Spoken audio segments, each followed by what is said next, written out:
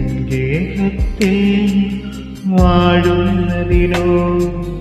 പാവനമാം നിൻ മാമലയിൽ പാർക്കുന്നതിനോ യോഗ്യതയുണ്ടോ എൻ കർത്താവേ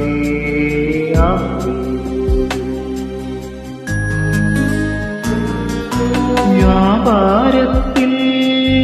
നിഷ്കംഷകനും ന്യായം മാത്രം നോക്കുന്നവനും സത്യം തന്നെ പറയുന്നവനും വഞ്ചനനാവിൽ തീർക്കാത്തവനും നിസ്സാരതരം തിന്മകൾ പോലും സ്നേഹിതനെതിരായി